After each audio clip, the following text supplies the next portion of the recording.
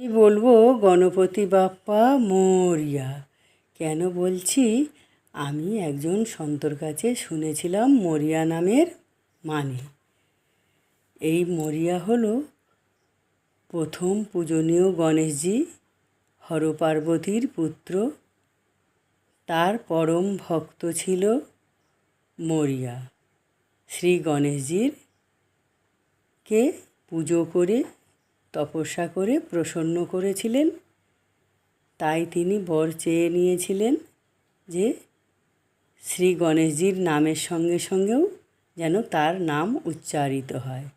মরিয়া হলো সেই ভক্তের নাম। তো বন্ধুরা, গণেশ পুজো করতে বেশি কিছু লাগে না। চাল, কলা, সিঁদুর, গাঁদা ফুল। এবারে ভক্তি বলো, শ্রদ্ধা বলো, নিজের কাছে মনের অষ্টিতেই সব কিছু হয়ে যায়। তাও মোদক, লাড্ডু, ফল যে যেরম পারবেন সে সেরম দেবেন, দিয়ে পুজো করবেন। আর আজকের আমি দেখাবো হার্বাল ট্রি কাকে বলে। আমার গাছের অপরাজিতা ফুল। এই অপরাজিতা ফুল দিয়ে আমি করছি অপরাজিতার নীল চা। এই নীল চা করতে লাগলো এলাচ, লবঙ্গ, দারচিনি আর অপরাজিতা ফুল। দেখলেন তো কালারটা কত সুন্দর হয়েছে।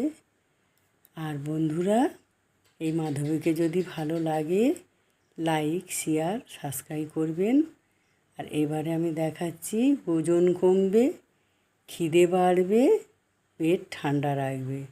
তার জন্য লাগছে 1 চামচ মেথি দানা, 2টো লবঙ্গ আর 1 চামচ মৌরি। এটা সারা রাত ভিজিয়ে রাখবেন, ঢেকে রাখবেন। সকালবেলা ছেঁকে খালি পেটে খেয়ে নেবেন।